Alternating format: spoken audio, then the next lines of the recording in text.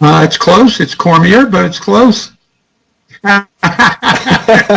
It's good. It's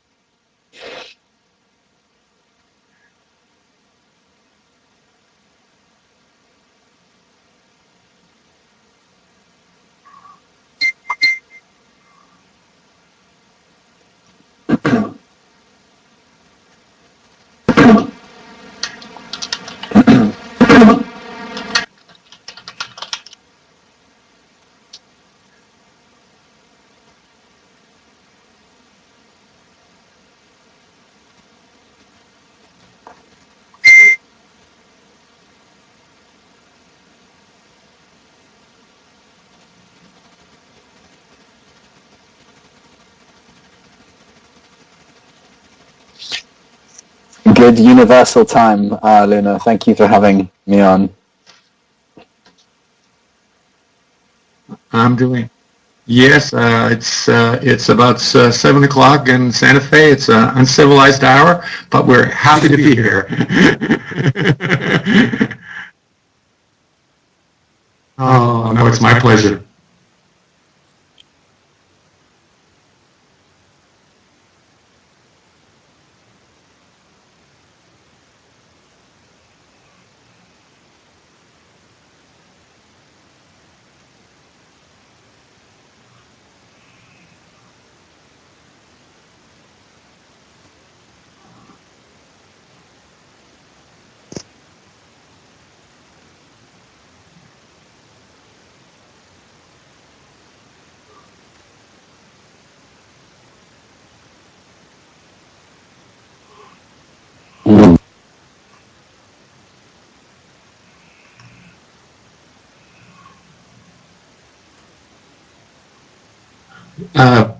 Pretty much every day. It's yeah, I live on the internet sometimes.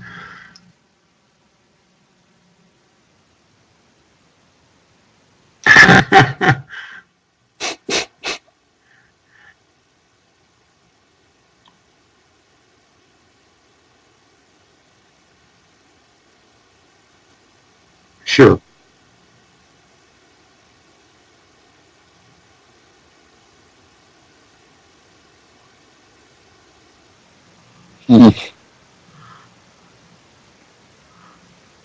Excellent.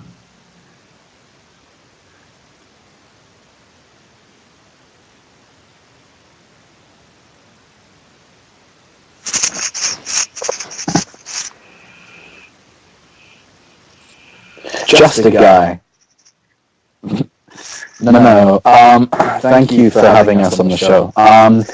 Well, for the last 2 years or so, I've focused much or most of my life on the situation in the Gaza Strip of Palestine. And for me, it's not just something which is, of intellectual intrigue, trying to understand what's going on, but also it's a passionate, heartfelt connection to the place. And I first visited the Gaza Strip last summer. And I've traveled there 5 times now and spent several months living and working intensively in Gaza. I won't speak for Denny, but Denny and I first met this summer in 2013, so we actually know each other, and we went to Gaza together on the Welcome to Gaza Convoy, which is an initiative of mine and my Palestinian colleagues to bring sympathetic individuals to Gaza to work very intensively again, to see the reality and depict it and show it to the world, to raise awareness about the injustice that is afflicting Gaza. So for me as a filmmaker, activist, I'm working generally in the field of making documentary video reports and such, and I guess that's it.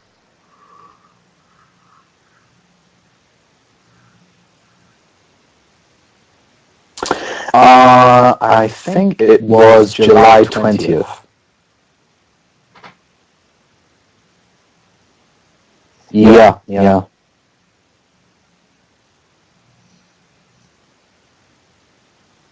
It was, yeah. What happened in my case, which is actually the same case as Denny, so I can speak for Denny in this respect, is that we left Gaza having finished the program, this media making delegation convoy program, at the end of July. And certainly in the case of me, but also Denny, as far as I can remember, we were both hoping to return to Gaza very imminently. And for one reason or another, but most particularly, the reason was because of the Egyptian treatment of the border with Gaza and the geopolitical reality of Gaza and Egypt now, and since the ousting of Morsi on July 3rd, we couldn't get back into Gaza. And so that's our case, really. Yeah, I think that's how I feel about it. It's not. I wouldn't say government is necessarily the right word. I mean, the way I describe it is it's the security apparatus are responsible for this most directly.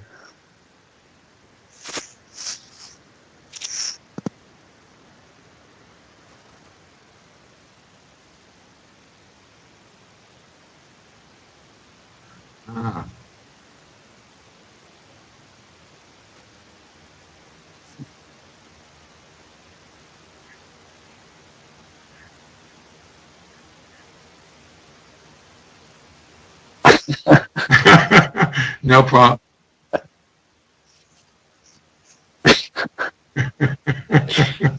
Yeah, you can say, I guess, Luna, being locked out of Gaza kind of pissed me and Denny off. Oh, it pissed me off a lot. I had an apartment waiting for me in Gaza, and unfortunately I had to give it up. But that will change sometime in the future, inshallah.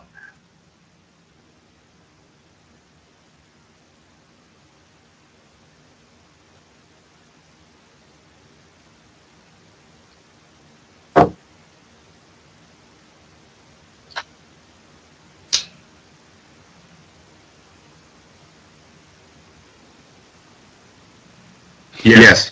Yes.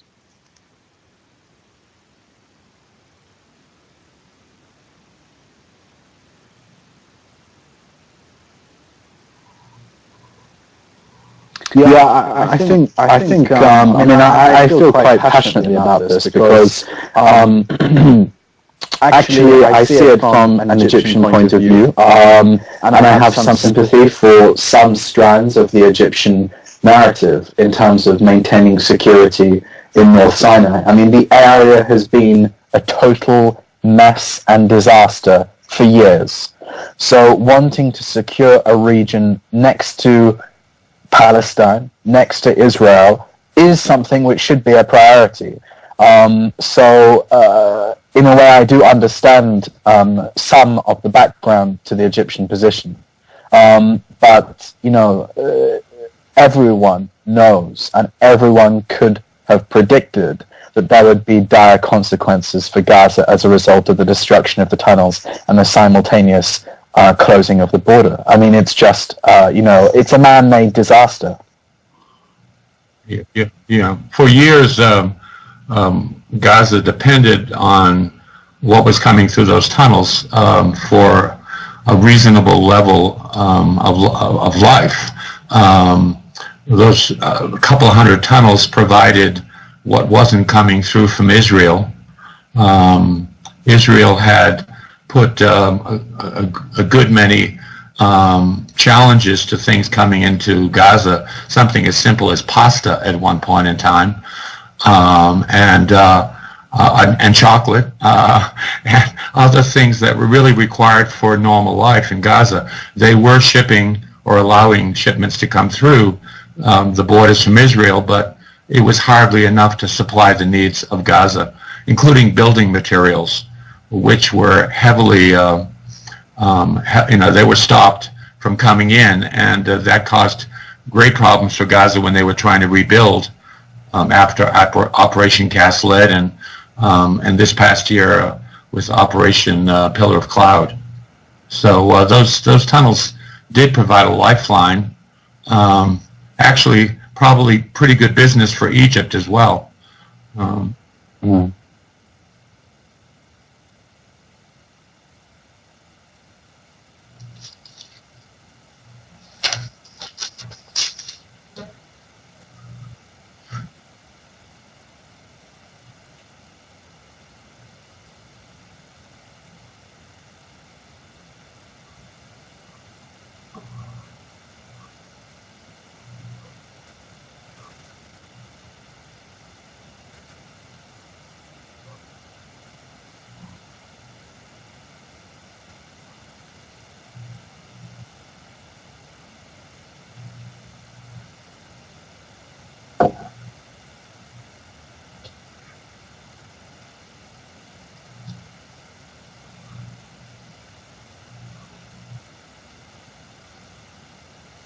Yeah. Mm.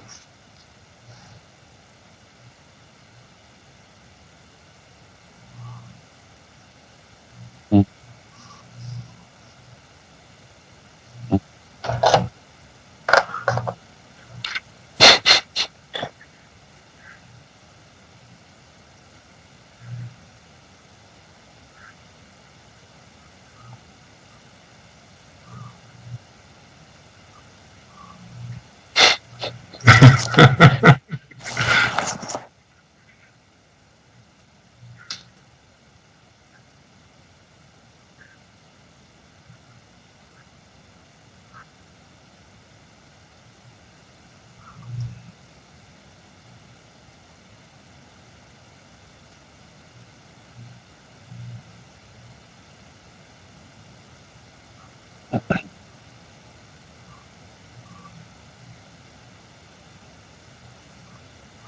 Yeah.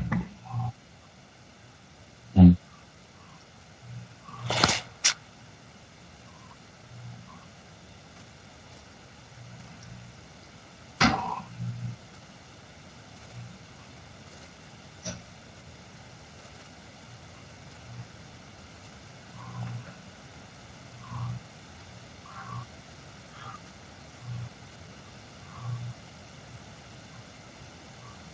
That's exactly what people say. This is the single logical chain that people use. They say, "Oh, we don't have enough people," you know. Well, actually, it just happens to be the largest Arab country, you know, in the world. Why do you don't have enough people? I mean, it's just ridiculous. I mean, it may be they don't have enough people, so they need to get more. It's just you just want to bash your head against a wall. I mean,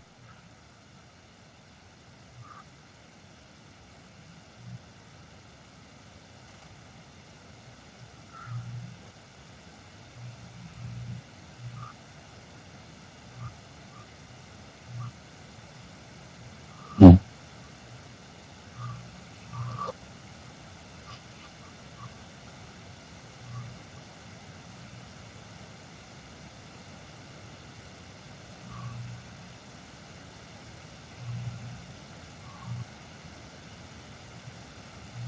yeah, yeah. Yeah, I And mean, having, go ahead, Harry. no, go ahead, Denny. I was going to say, having been through that border and all the security checks that happen at that border, you know, they're not bringing guns across that border. I mean, there may be somebody. I mean, it takes hours to get through. We, as a convoy, happen to be given some priority treatment, but I see people waiting there in line for hours, especially Palestinians, before they can go through that border. So the level of security is tight enough there, I would say, to prevent, let's say, arms and any type of material that could damage. Now, it's possible somebody could go through, but they have lists. They question people. I wasn't questioned, and nor was my convoy, but certainly people are well checked before they're allowed to go into Egypt. So I've never really understood the closing of the border based on security.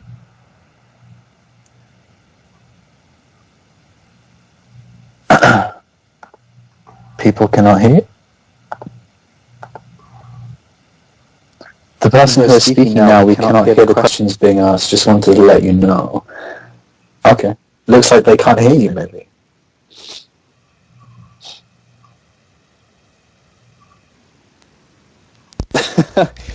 Hello? Okay, now can you hear me? I don't know what's going on with this. Yeah, you're going through now to the live stream. Okay. So now everybody can hear me?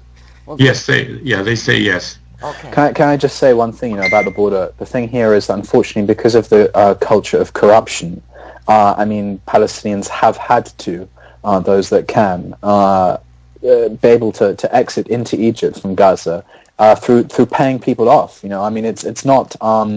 That's definitely not a democratic system. Even on the Palestinian side, you cannot say it's exactly purely democratic. It's just such a mess. It's such a mess. The situation should be that the border is open.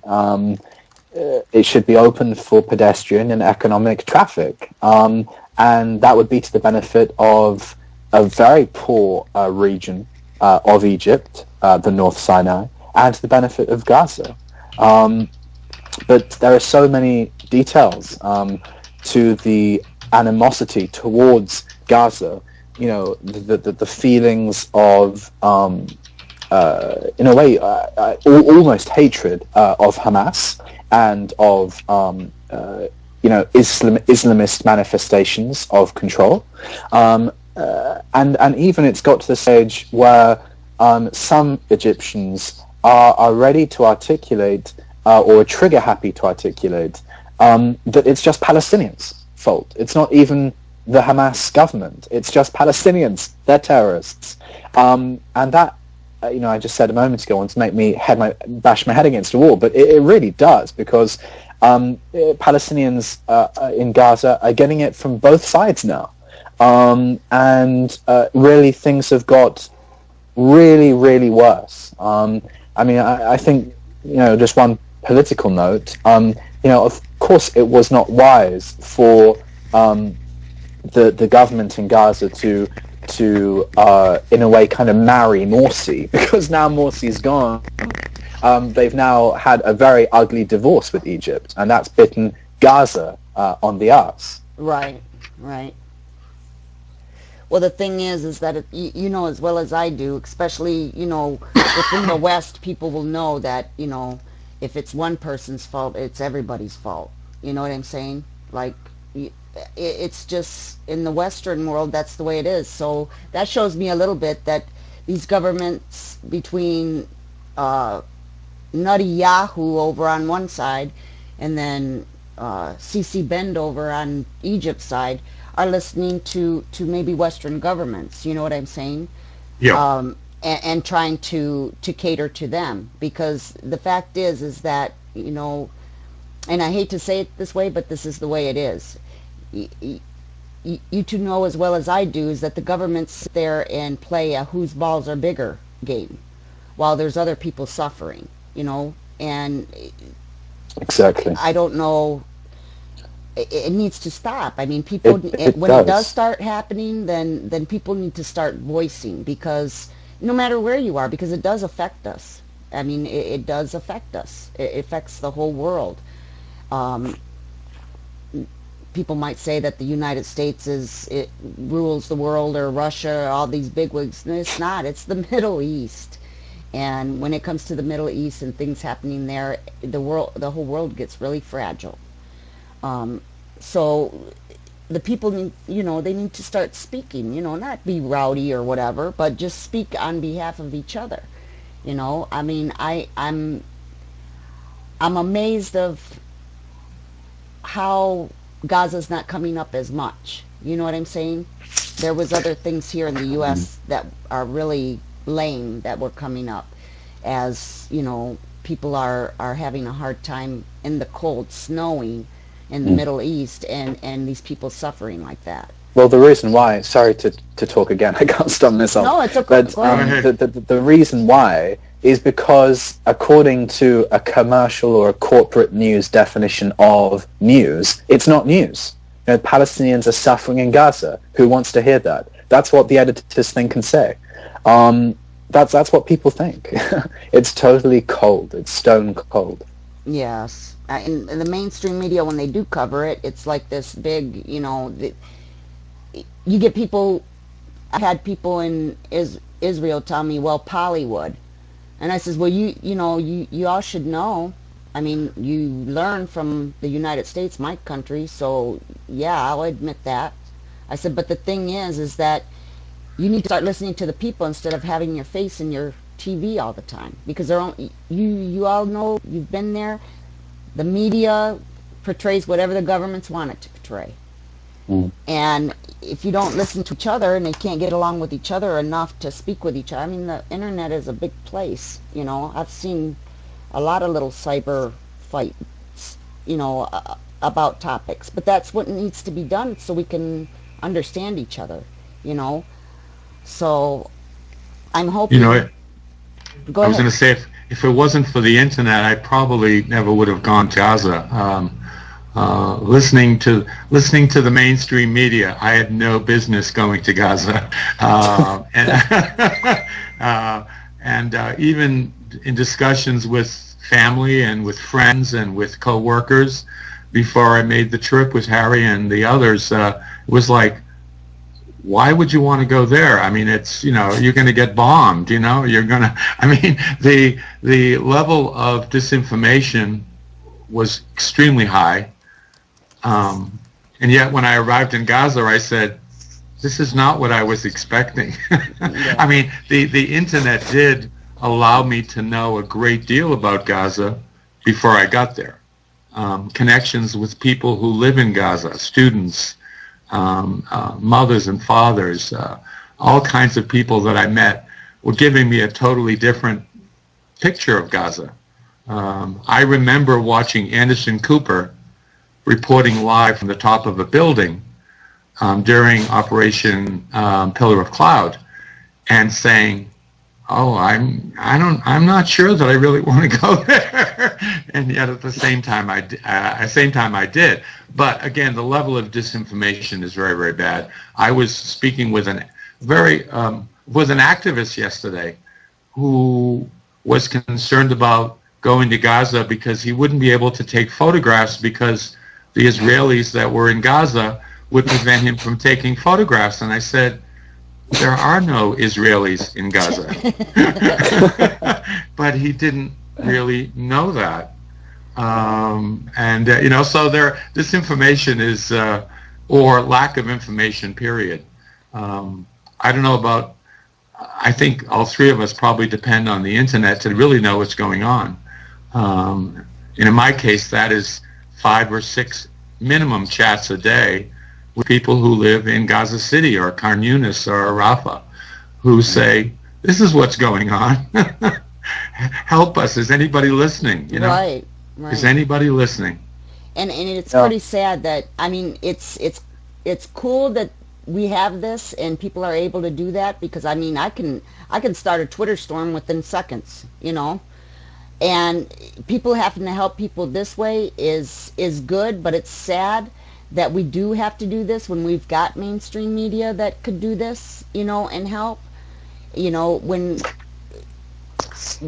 the flooding started, I was like, well, y'all don't have, Middle Eastern CNN or,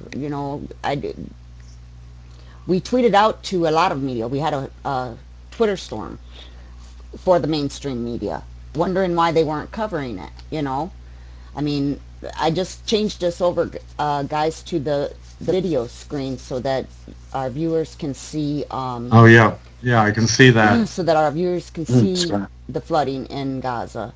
And, I mean, even before this, and that's what I kind of want to go into also, is the conditions before the flooding.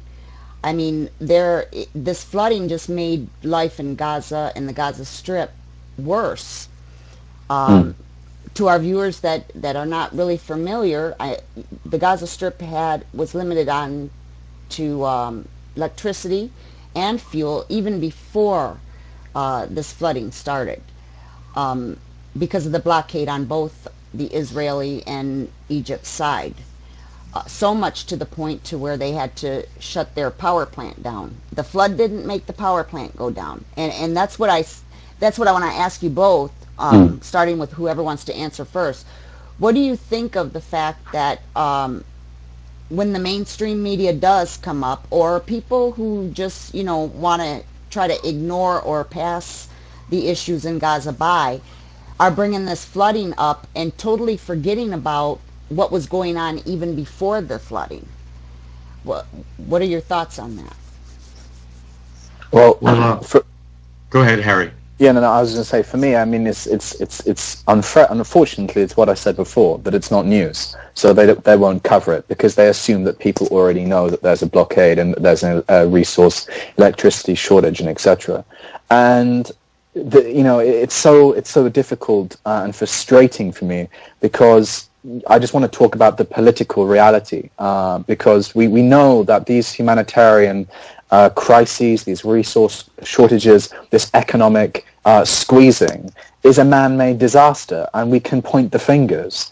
So it becomes very frustrating for me. But yeah, I mean, talking about the situation before the floods, sure. I mean, for years, there hasn't been normal grid electricity supply to Gaza.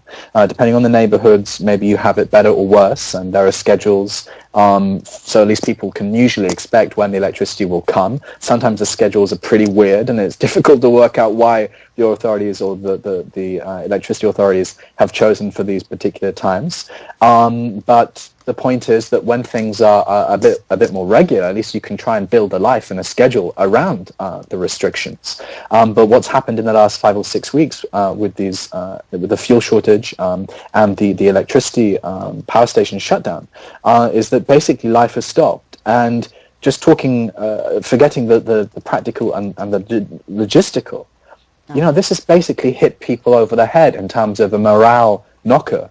Things were bad enough already and people had just adapted to this. But suddenly having the electricity turned off, it was in a way kind of, I'm not going to say the last straw, but it really, I think a good way of describing it is it really pulled the carpet underneath people's feet.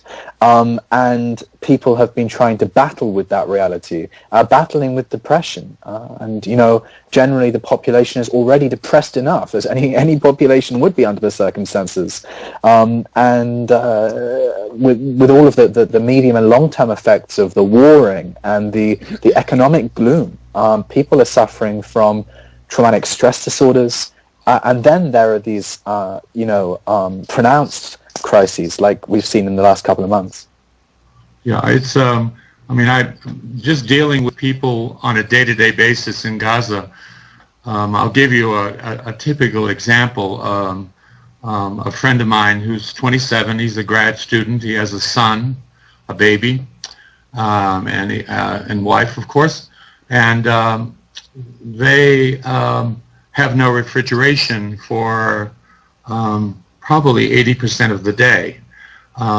They depend on space heaters to heat their apartment, and of course without electricity and the temperatures as low as they've been in the last couple of weeks, it is winter now in Gaza. Winter for them is not quite as low as it is for me. They may not have 18-degree temperatures like I had last night, but 30-degree temperatures are extremely cold in Gaza.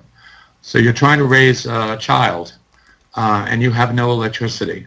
You have no lights for most of the day, which means that you're burning candles. If you're lucky, you have a UPS system which provides maybe several hours of power occasionally if it can charge long enough. My friend for 2 or 3 days at a time had no electricity at all. And when there was electricity in the home, that might be quote unquote for 4 to 6 hours, the electricity often went off even within that 4 to 6 hours for 20 to 30 minutes at a time. So the situation is quite challenging. The other thing is that many homes in Gaza that are more than one story depend on electricity to pump water to their water tanks, which sit on most of the houses in Gaza. Imagine also those people that live elderly, who live in the 8th floor of an 8th-floor apartment, who have no elevator, who cannot get out of their apartments to get water, who, because they have no refrigeration, can't get out of their apartments on a daily basis to buy the groceries that would otherwise spoil if they bought a week's worth at a time, like I might do. So the daily challenges are, which, by the way, nobody ever complains about. I know Harry's been there. People in Gaza don't complain. They just they endure. They endure. Right. They endure. They have a positive attitude. Now they may suffer, and they do suffer, but they endure. Sorry, Harry. What were you going to say there? No. It's nothing. I was all I was gonna say was that having talked around the world about the endurance, or having alluded to it like you just did, I've had people say to me,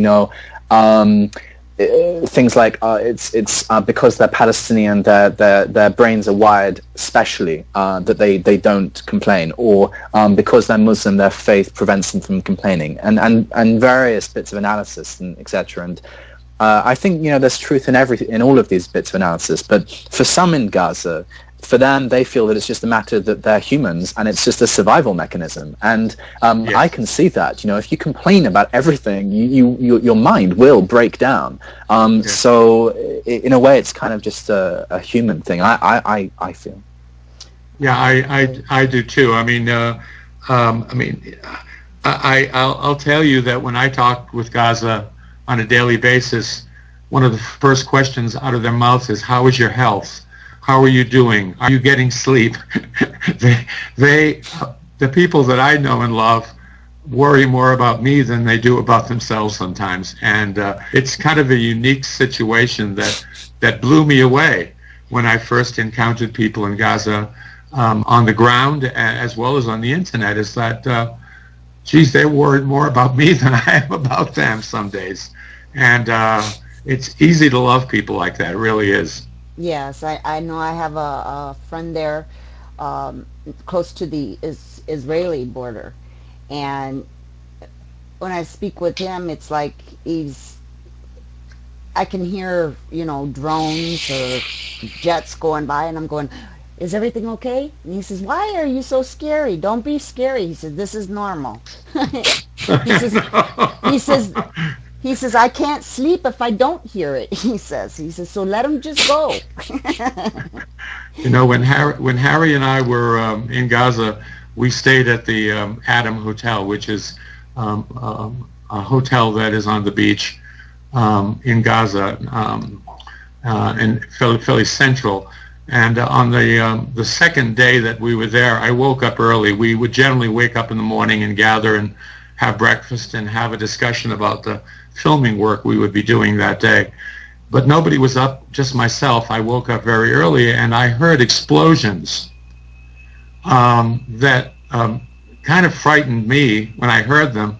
And they actually were shelling of fishing boats offshore, but they were loud enough that they got my attention. And I said, okay, the next thing that's going to happen, a missile is going to come through the ceiling of this hotel. That was my immediate American reaction. It really was.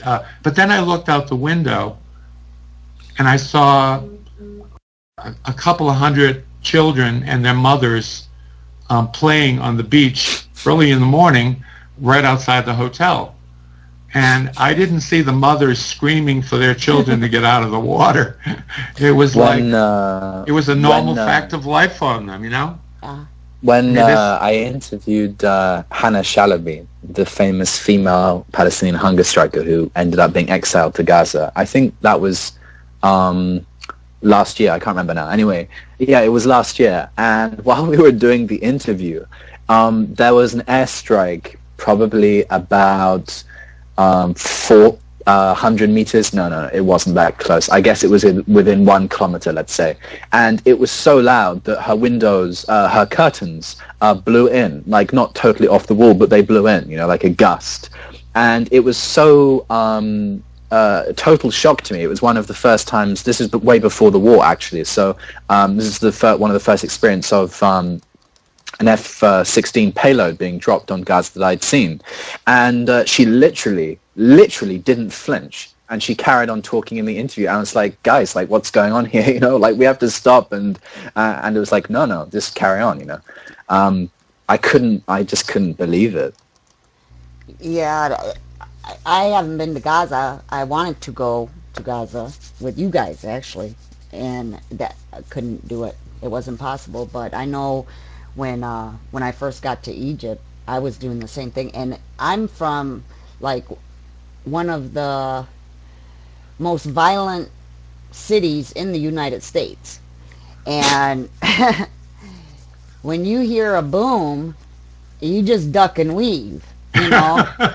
So my first couple of weeks, especially when the revolution started, oh my Lord, I mean, I was like ducking and weaving all the time, and they kept on telling me, just relax, it's just a firework. I was like, damn, that ain't no firework that I've ever heard. Not that close, you know. So it took a while to get used to the different things, and they just stand there like there's nothing wrong, you know. So I do understand that, but I'm like, Harry, when Operation Pillar of Cloud was taking place, and I'm just going to take that. I stayed right with you. Okay, but I'm just going to take this time to tell you personally, because I haven't never been able to tell you, is thank you so much for everything you did for Gaza then. I'm gonna ditto on that. Well, that's sweet, but absolute ditto. You know, you brought, you know, I know you'll be humble because I've seen you do it before. I've watched you on other interviews, and your humbleness is it's overwhelming, amazing to me. But the fact is, Mr. Fear, is that you did a great service for just Gaza, but for the world to know exactly what was going on, and you did it without grumbling. And I seen you not have sleep. I seen you and heard you while you were sitting close to where places were being bombed. So yes, I feel that you take that and be proud of that. Thank you. Well, yeah, all I would say is that being able to help people know what's going on is why I first went to Gaza. And you know, with the live stream and etc., I never thought that it would be so useful. Actually, I never thought that so many people would tune into it. But being able to help people understand what's going on, that's magical for me. I mean, that's the reason why that's my whole thing. So I mean, the key here is thanks to you guys, and thanks to everyone else who also tuned in, and for their moral support, because this is a human exchange. This is a human intercourse. I mean, it can't just be done with one person's effort, and I couldn't have done it without everyone's support. So anyway, let's start talking about that. Okay. But well, yeah, I just would like to comment on, just quickly, and I don't want to have Harry blush, that there were things that happened during that period that were not strictly a news report. There was a level of engagement with the people of Gaza during this crisis that I had not heard before on a news report. Even just to the very fact that Harry was willing to read the names of the dead. Yeah, I was just. And yeah, and this was engaged reporting, reporting with love, I would say, although that may not be how Harry would describe it, but it's how I described it. And like you, Luna, for 8 days, I slept when Harry slept. I woke when Harry woke as much as I could, and woke up every couple of hours because I wasn't a voyeur. That was not why I was there. I was there to take that information that Harry was producing and sharing, and share it with other people. I remember weeping when I first saw the naming of the dead. It made it real. It wasn't just the typical news story that I hear, that 5,000 people were killed in a hurricane in the Philippines, or there was some passion there, and Harry managed to maintain his composure through this whole thing. But frankly, I have no idea how he did it. So anyways, I'll shut up about that. But to me, it was what tied me to Gaza, and I don't think I will ever lose that connection again. But it started by accidentally bumping into a little tweet that said there was an attack in Gaza, and I went looking for someone who could. Maybe there was a live feed. I was used to live feeds during the Occupy movement out of New York and other cities, and there was Harry Fear, and sitting in an apartment with his computer, broadcasting to the world what was happening there, and frankly, no one else did it quite as well or as passionately. Amen. Amen. So, someone, thanks, Denny. Sorry, but you're welcome. You're welcome. I feel very uncomfortable. That's all right. Okay, it's okay. No, We'll get off that. We'll get off that topic now. No, it's okay. No, I understand it's an important time for people, but I just going back to the flooding and etc. One really kind of hot thing, and someone's mentioned it in the live stream chat, is about how the flooding was caused and the possibility that Israel caused the flooding and etc. Well, my personal analysis of this is that obviously there was a regional weather crisis, and the general reason why Gaza was flooding was, I personally, based on the information I know, I don't believe it was because Israel flooded Gaza. At the same time, there is one report which says that Israel opened dams or discharged water which went into Gaza. I think that's quite possible. I mean, looking at the geography, but I don't think it's a smoking gun that Israel flooded Gaza, which is, I know how some people have taken it. This is all a red herring, because we'll never know if Israel deliberately flooded Gaza or not. The key here is that if, as the UN spokesperson said, if Gaza wasn't already blockaded in all of the different ways it's blockaded, it would have been able to deal with the flooding from the get-go. And, the authorities did very well, as I gather, to deal with it, putting into practice emergency response protocols, although we didn't hear about them for days because the efforts were going, let's say, on logistics rather than communications. But that there was a good response, but it would have been much better if there hadn't already been a blockade. Right, because there had been, I was doing a little bit of research, and there has been flooding there before, but like you said, Harry, yeah, and that's what I want to stress, today too, and talk about is, the blockade from both sides of the Gaza Strip. I mean... Yeah, there's a third side. The first side is Israel. In fact, there's even a fourth side. The first side is Israel. Okay. The second side is Egypt. The third side is the world which basically doesn't do anything or agrees with the treatment. And the fourth side is in terms of blockade on the people of Gaza. There's a fourth side, and that is the political, democratic blockade on the people of Gaza. The blockade that says, no, our disunity amongst our factions is more important than you get to vote and have an election. And it's true that the elections in Palestine that took place 7 years ago now were free and fair. But that's 7 years ago. No one in the world would accept that as a standard for democracy. And I personally don't lay the blame at the feet of any faction in particular. I think that in a way, it's a culture of impunity that this is allowed to continue. You know, whenever I or Denny or another activist, whoever, Palestinian, non-Palestinian, mentions the issue of disunity in elections, there will always be one person that blames Fatah or blames Hamas or blames whoever or Israel. But the point is that it's all of these entities' fault. For Israel, the disunity is a deliberate policy to gain power by dividing and ruling strategically.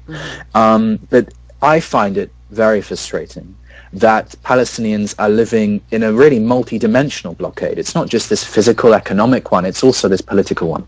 Okay. Now, what I want to ask you, and is because I am kind of confused, what about, how do the Palestinians on the West Bank get along and support the Palestinians that are in Gaza? Now, what I've seen, and correct me if I'm wrong, but this is what I've seen from my little that mainstream won't say, and I have a feeling you're going to agree with me here, okay? That when there are the so-called rockets, fireworks, whatever, thrown at Israel, okay?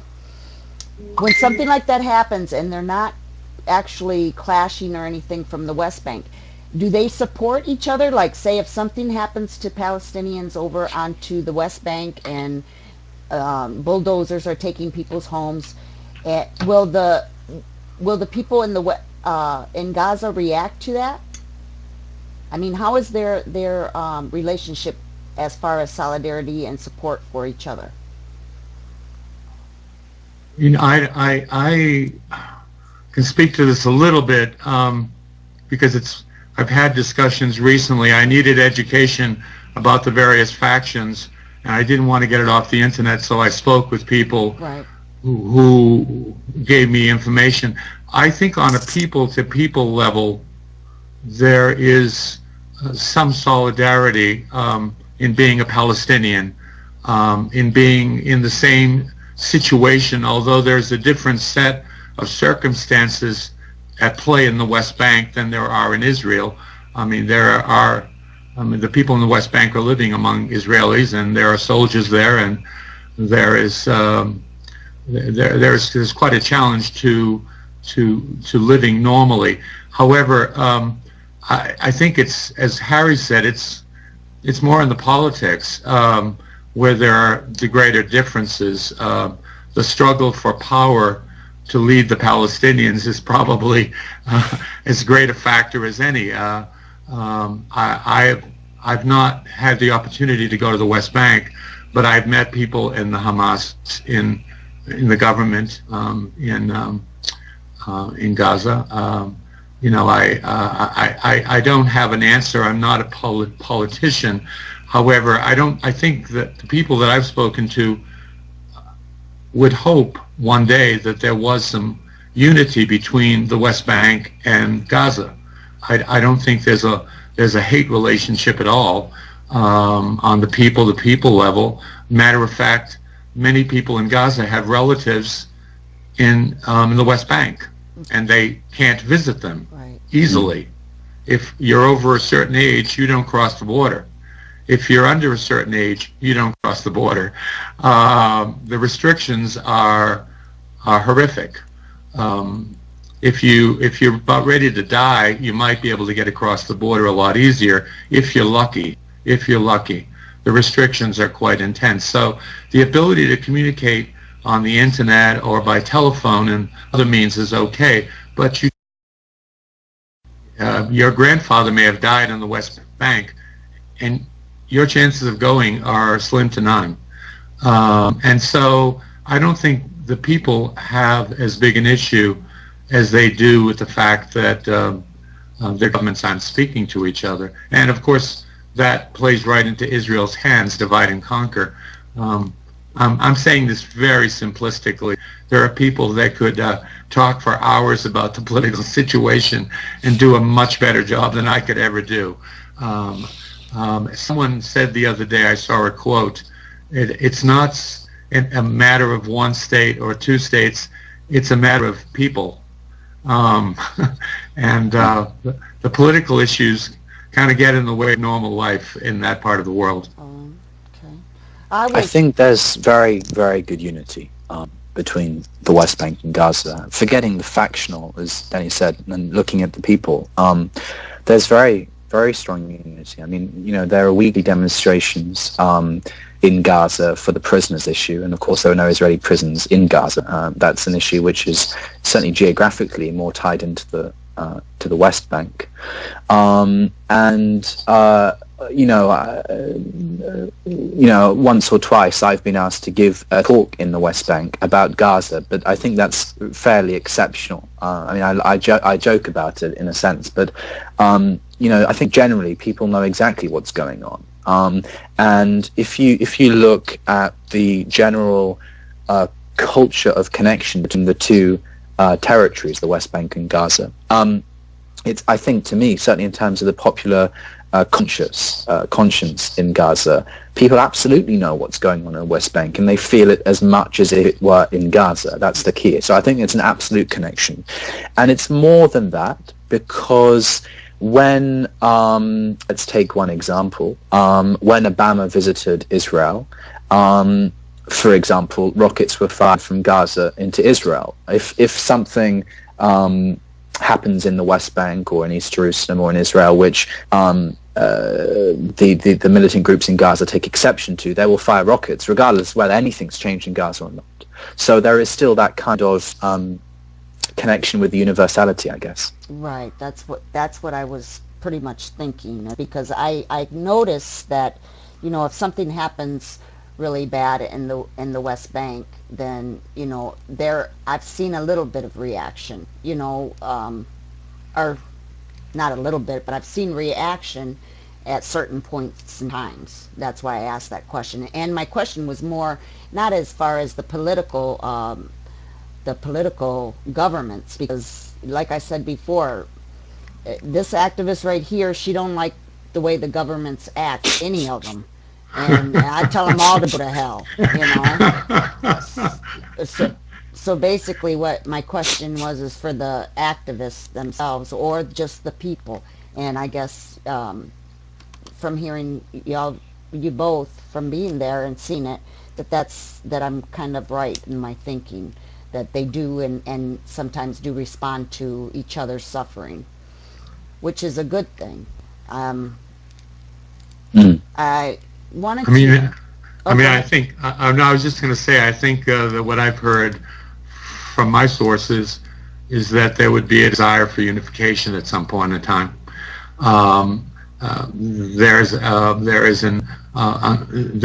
They're aware of the challenges that are associated with the unification. There's been a lot of hurt on both sides, and there's been a lot of killings on both sides over the years, and so it takes a while to get over those issues, which are very, very real. When you talked about the rockets, which I personally think are counterproductive, but that's my personal opinion. I kind of understand why they're shooting them off at times. I live very comfortably and safely in my little apartment here in Santa Fe, New Mexico, and I haven't lost a brother because of an attack. I haven't lost my home because of an attack. My cousin's family wasn't wiped out in an attack. Even if the attacks were not intentional, I don't have to live as the Palestinians live on both sides with personal injuries that sometimes take years to reconcile with. I met a boy in Gaza who I was asked to tutor in English, and I hope to tutor him one day when I return to Gaza. And that young boy, who's about 13, will probably teach me English. And was walking. I mean, Arabic, I should say. I was walking through the streets of, I believe it was Jabalia, with him, and we were walking with a friend of ours. And the three of us, all of a sudden, he pointed up to a sign that was over the street, and there were three pictures of martyrs. That's very common to see in Gaza, is to see pictures of those who have died or have been martyred.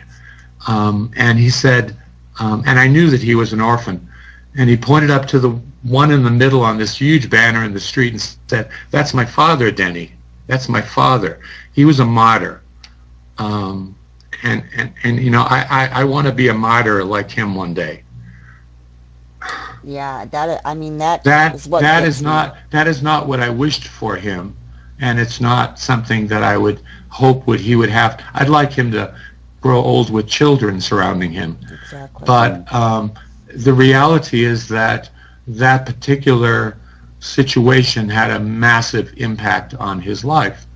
A child that probably is suffering from the realities of PTSD, as I would say, and I've read that probably more than 50% of the children in Gaza, and Gaza is primarily children, are suffering from post-traumatic stress syndrome, and those, as are their parents in many cases as well. And I'm not pointing the finger at a country, Israel or whatever. I'm just saying that they've gone through some situations in the last many years that that make it difficult to just be nice and say, okay, it's over, you know, all is forgiven, and we can reconcile with Israel, and possibly even reconcile with the other political side. But by and large, I find that people want that unification, because they want normal lives, right. And they're not living normal lives in Gaza right now. They live as normally as they can, and life continues even with blackouts and whatnot. But there's a lot under the surface that'll probably never hit the media. Probably should hit mental health centers, which are minimal in that part of the world, so that many of these challenges to life and to dealing with other people can be resolved. I found that Gaza people are very loving people, extremely loving people, very accepting, very generous. But at the same time, they deal with an underlying memory of things that I didn't see when I was in Gaza, and I hope that I will never see in Gaza again. That's what we're here for. Talk all you want to. You two fit right in with me, because I can gab and gab and gab all day long. Luna's always got something to say, even if it's bad or good. Got something to say. But somebody in the chat has something to say, so I'm going to give this question to you both. What would your advice be to activists around the world to make a difference? Shall I take it?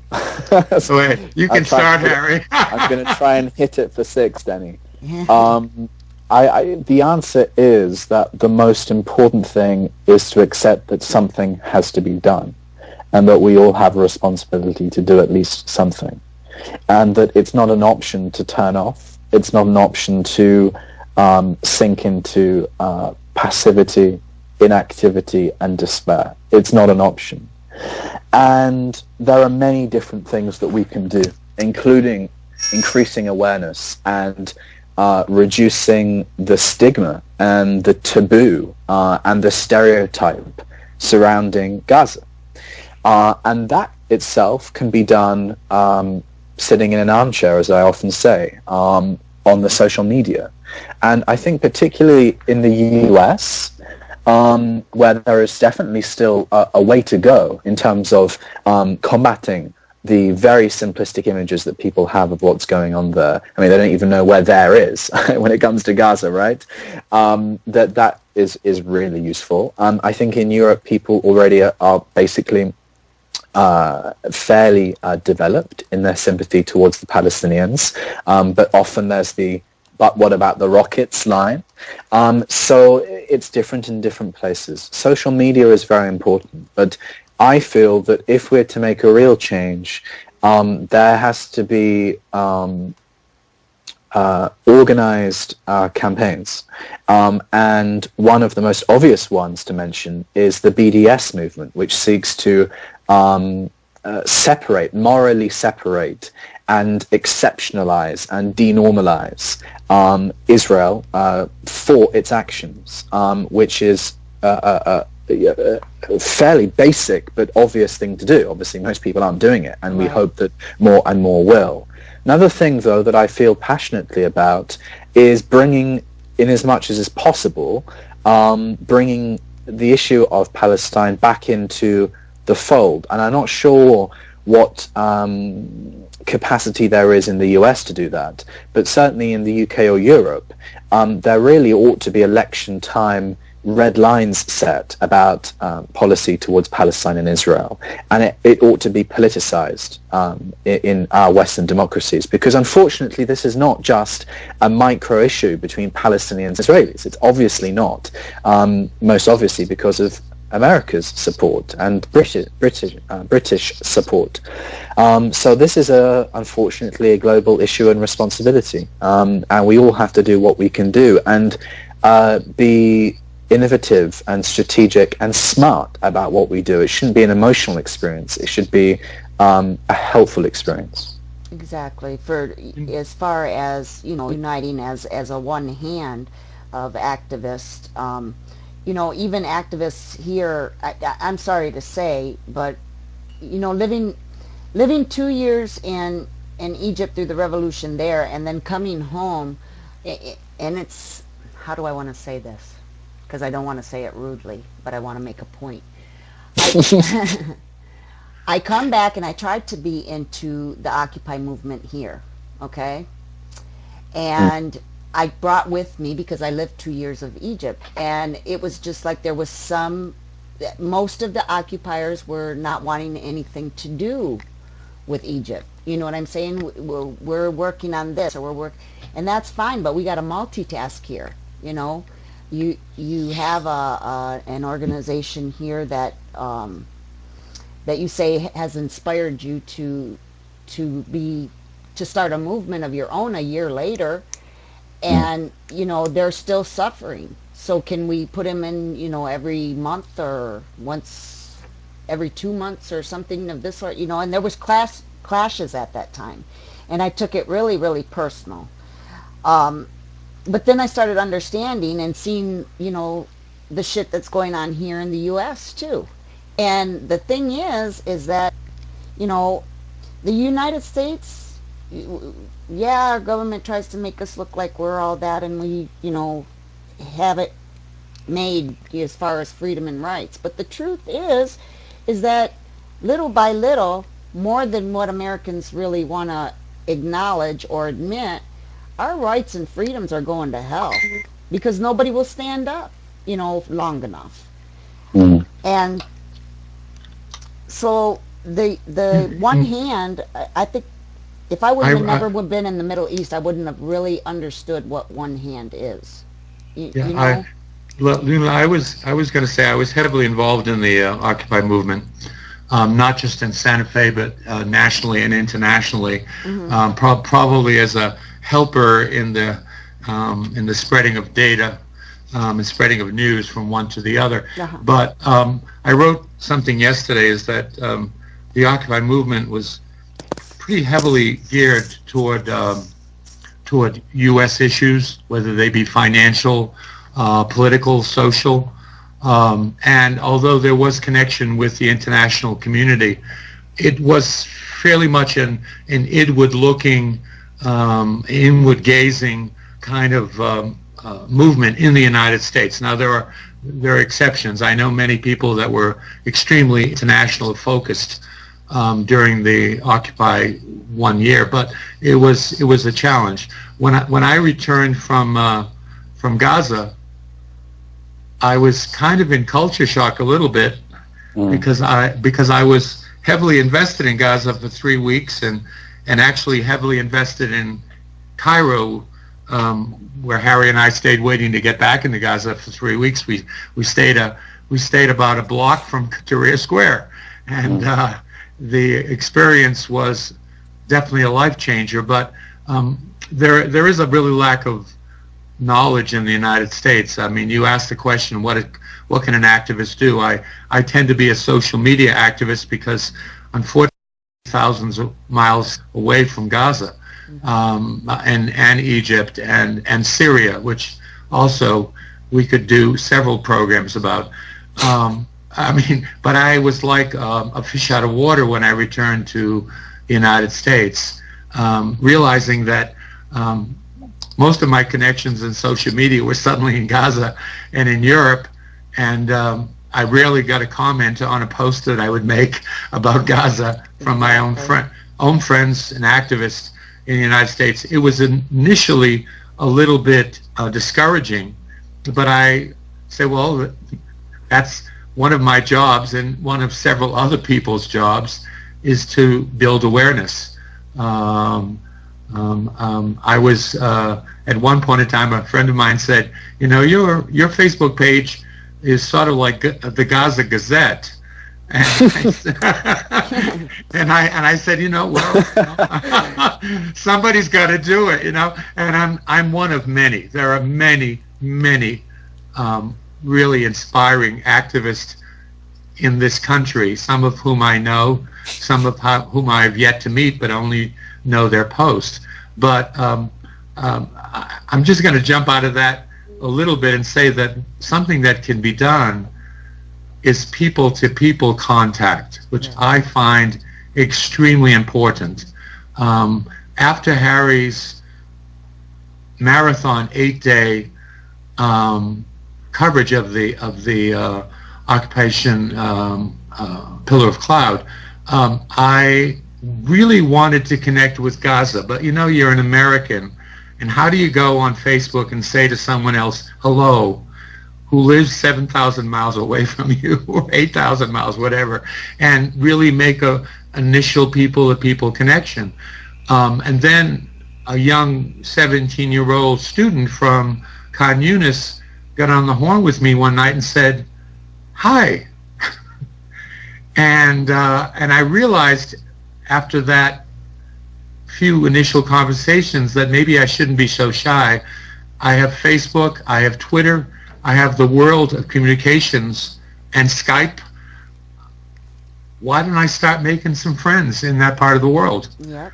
And I did, and I was amazed by the experience. Harry, I don't know if you've shown clips from it, because I keep moving off of the live feed here and looking at some other things while we're talking. But Harry did a documentary called "The Killing of Hamid." Yes, that's on. That was one of the causes of the war. And the night he released the film, not the making of the film, right? No, when he released the film, I think in April, the day he did, I also began sharing that film widely on the internet. And within about 10 minutes of releasing that film, I was friended by a young man in Gaza whose name was Daga.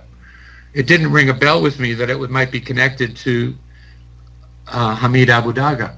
But the young man came on to chat a few minutes later and said to me, do you know very much about about Hamid? And I said, you know, I don't. I said, I know what I know from the film that I've just seen, and you know, and I am totally moved by that the experience of watching that film and hearing that story. I feel connected to that young man for some reason, and the man on the young man on the other side of the internet connection said, well, you know, that's my brother. He died in my arms. Oh. You know, there's nothing like people connection to to really let you know feelings, Exactly. reactions, emotions, what is behind the flood. I'm going to say one more thing and I'll shut up because I don't want to dominate this conversation. No, But about 7 days ago, I met a young man in Gaza through the social media and through messaging who came and saw some post of mine, friended me, and immediately went into chat. And we spoke for about 2 hours about the situation in Gaza. He lives in Jabalia, which is a refugee camp with many, many thousands of people living in a very small area. And he was talking about his school, et cetera, et cetera, et cetera. And we had a good conversation. And about 2 days later, he came back on chat. And he said to me, you know, I spoke to my mother about you and my brother. And, you know, we want you to live with us when you move back to Gaza. Now, this young man and his family are quite poor. Their belongings are mattresses, pillows, blankets, and a computer which the mother bought for the young man so that he could get an education and go to the next level. But here's a family that had virtually nothing, that was welcoming me into their home, and they said, we'll take care of everything for you. Wow. I mean, people-to-people connection is extremely critical. It will take a while. When I was in Gaza and spoke before members of the Hamas, and I know Harry's done this before too, when they ask you to give your opinion on various issues, they said, how can we change the image of Gaza in the West? And I said, well, your people have to take control of the story. They have to create the story. And so Harry and myself and several others, our friend Eileen Carr from Dublin, are trying to listen to those stories and trying to share those stories in the West, because they're real stories. Yes. I mean, they're stories that should be on CNN. exactly. You know, but they're stories that are being shared privately with people who want to listen to them. And I feel an obligation. I know Harry and Noor Harazin, Joe Catron from the United States, who's living in Gaza, and several others are trying to share those stories. Hundreds even. Hundreds. Yes, I mean, really. I mean, yeah. I mean, it's just incredible, the American number. public. Yeah. And Yeah, so making friends in Gaza would not be a bad start for an activist Right. who's interested in that part of the world. Yeah, and it does make a difference. Amen. And it makes a difference because human connections are what make the world go round. And that without that connection, where does the motivation come from? It comes from something which is very abstract, and that's less powerful. Yeah. And I think that's where the media wants to leave it, is abstract. Yeah, well, you know, the thing that gets me is that, you know, as far as my answer as an activist would be is, you know, if you're an activist and you're active with the issues and the topics in Gaza, you need to be that candle, and a candle that doesn't burn down, because it's going to take a lot to get through some people's head that Gaza is part of the world, because everybody else seems to be ignoring them, that Gaza is a part of the world, and be that candle and light another candle and another, have that one light another one, and just keep going, you know. Unless you've been to the Middle East, when you talk to some activists here in the West, and I'm sure Denny can vouch for me on this from exactly what he said, unless you've been to the Middle East and you've seen it, it's very easy to ignore, because on a basis of this happens all the time, oh, well, that's normal. You know what I'm saying? But as an activist, you have to keep on and let them know, no, this isn't normal. That's right. You know, this is not normal. It's been happening for this many years, that's not normal. The Yeah, normal, it's not fate. exactly, It's not the way it should be. right. Exactly, And and it's about. Sorry, it's this is, okay. Go for ahead. me, it's about the application of standards. It's not acceptable that this is the way it is, and if we have the power to try to change it, we should. Right, and that's what the governments are doing. And I'll just say it right out because I don't mind bringing up any of their asses. This is the way it is they want the people to just think that this is normal and we'll just deal with it and live through it. Well, it's not normal. And Absolutely, the, absolutely. the longer And the people don't, the longer the people sit in silence and just do what they want us to do and say, okay, well, this is normal. Okay, Gaza's getting bombed again by Israel, hell. You know, then we're doing exactly what they want us to do. absolutely, and yeah, for me, another thing which I found interesting to think about and feel is this idea of steadfastness with the Palestinians. Because why should Palestinians be steadfast? Why should they have to endure this? Why should that be fate?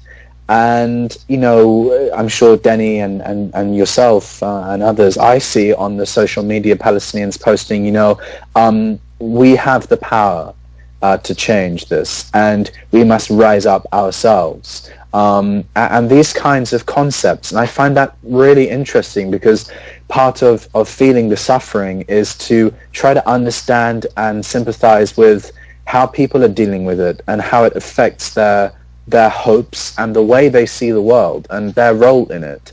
And it for me is something critical really to the situation and to reality, and for Palestinians, their relationship with their role and their empowerment or disempowerment or illusionment or disillusionment, and how they are or are not contained by society, by culture, by government, and by the occupation.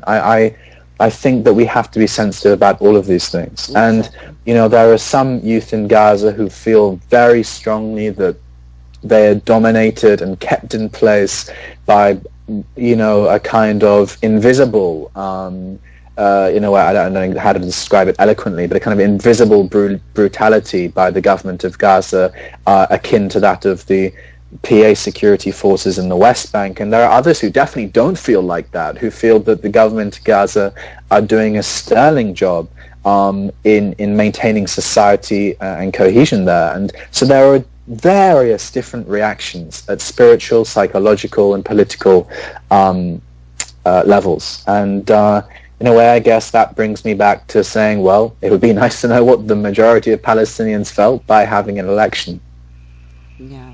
Another thing that I wanted to bring up also, though, is that in all fairness, as we speak of the people in the West, Palestinians in the West Bank rising, and then the Palestinians in Gaza rising, there are, and this is another thing that mainstream keeps from us, unless you search for it and you look for it, there are Israelis that are in Israel that rise up and say, you're wrong.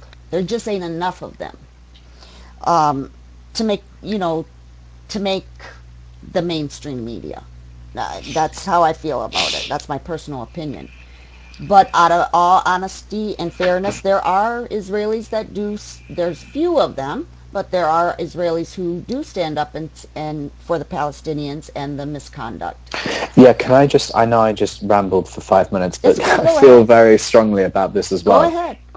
Of course there are only a minority of Israelis. Of course they're not the majority, and I don't mean this to you, I mean this generally rhetorically. Mm-hmm. Of course they're in the minority, because in the UK there is a minority of people who stood up to the invasion occupation of Iraq, and there are a minority of Muslims who stand up to the oppression of Muslims in the world. Exactly. It unfortunately is always a minority, and it's trying to make things a majority, and that is a universal human struggle for every injustice. And there are millions and infinite amounts in the world, but it's about apathy, and it's about trying to get people to care and to wake people up.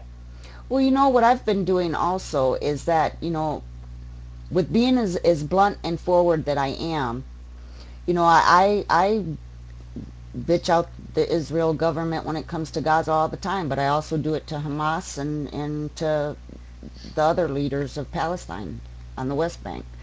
But the thing is that people need to, whether you are an activist or not an activist, the discussion for the people need to come on. We have more than enough technology in this world. A revolution was started in Egypt on the internet. So there is no excuse for anybody to say we didn't know about this. And also when you're on the computer, you know, you can agree to disagree. I've been to a lot of groups, and I stopped going to them. I stopped being part of them. Indian debate, Israel and Palestine debate thing, okay? Oh, yeah. Well, you get in there, and it's like a box. Is like, you know you're going to get your ass kicked, but you're walking in there anyway, you know?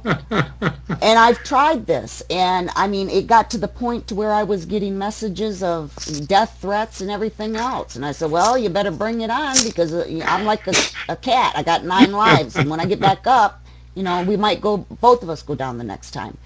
But in a way, it's kind of, if the drama, Facebook drama, and I got an award. I'm sure I give my awards for the Facebook drama and the no replies, because I have to force myself to do that, because even if someone disagrees with me about it, at least they know something. They're getting, you know, they might try to win or the debate or whatever, and you know, call me all kinds of names, and I'll say, okay, you can put 2 B's in the bitch, just as long as you listen to this point I'm trying to make, you know.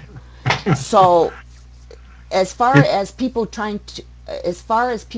getting to talk to each other about the issues, and not just the Gaza issue, any issue, you know, any issues that, you know, our governments are going to try to divide us.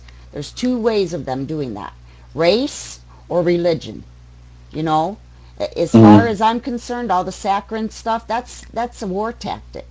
You know, that's the best one they can use to get people to start fighting with each other and divide people. But if we start, you know, realizing and keeping an open mind to these kind of things and still be able to talk to each other, we might agree or disagree, but if we disagree, we agree to disagree. And that's it.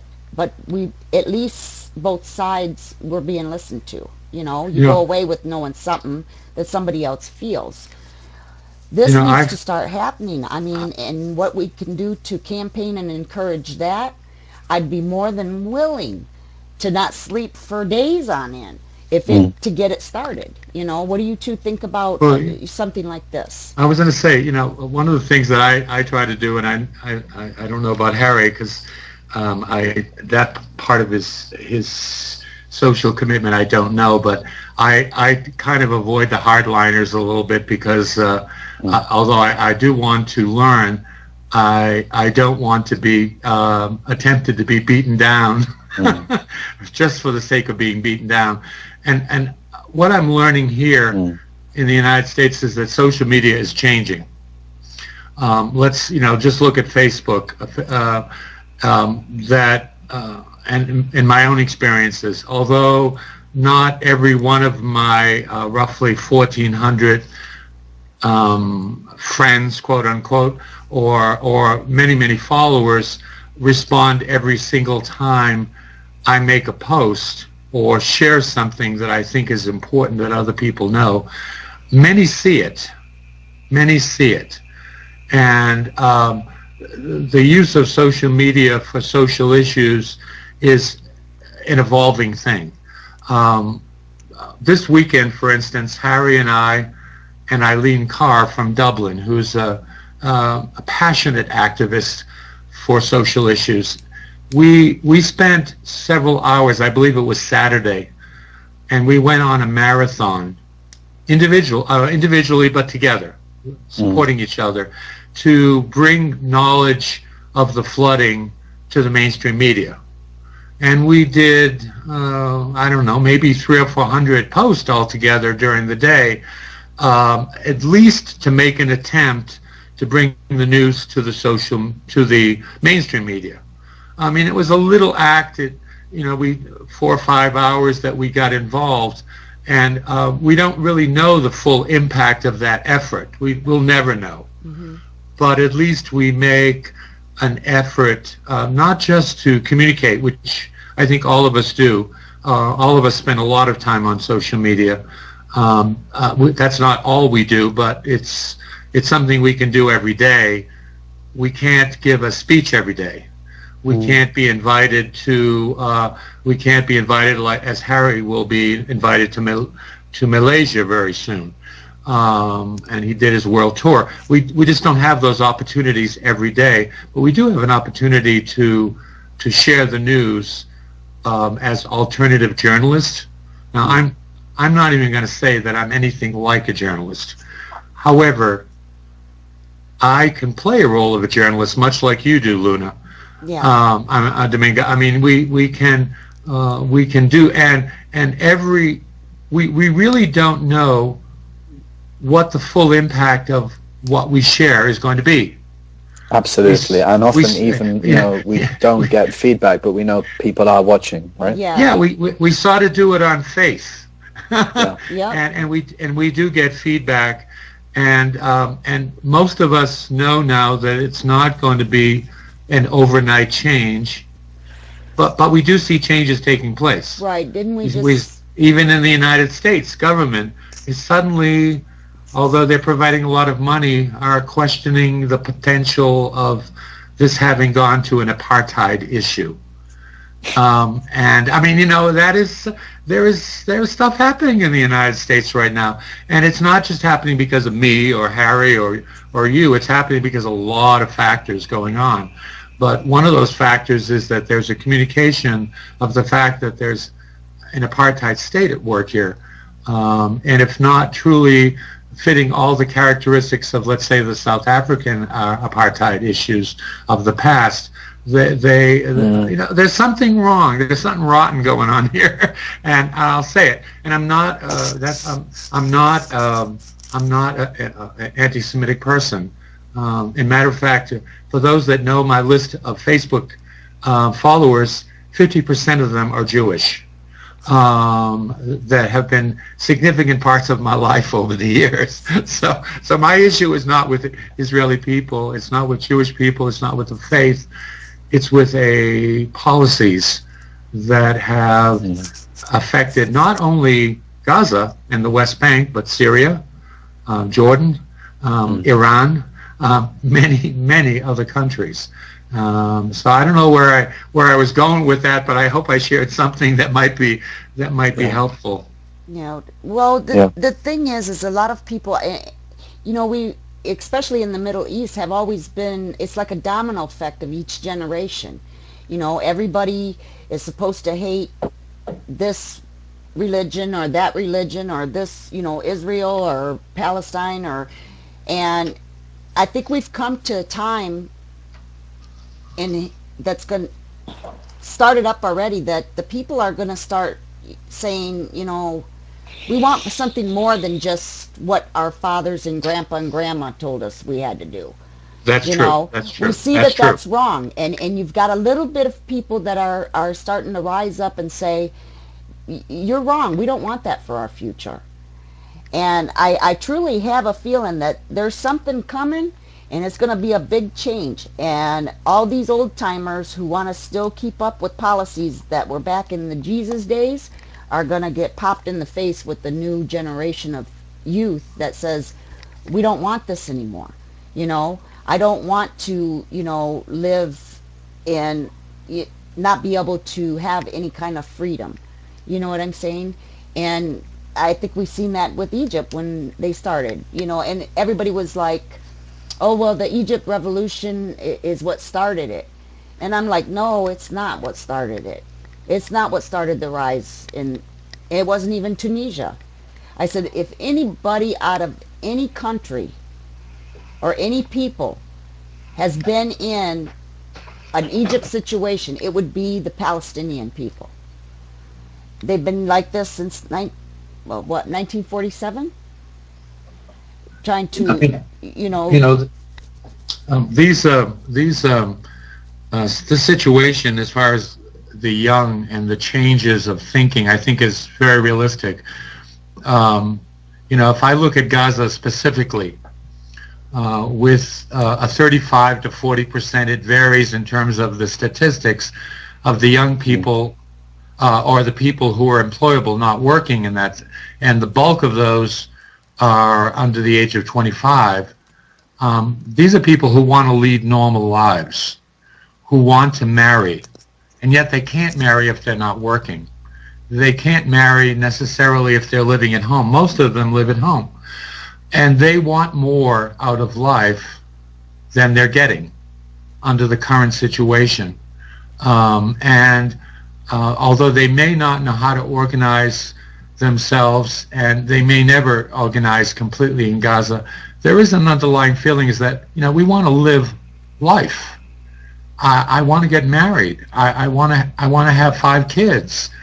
I need to support those kids. Just 5? Well, I mean, in Gaza, more like 8 or 10.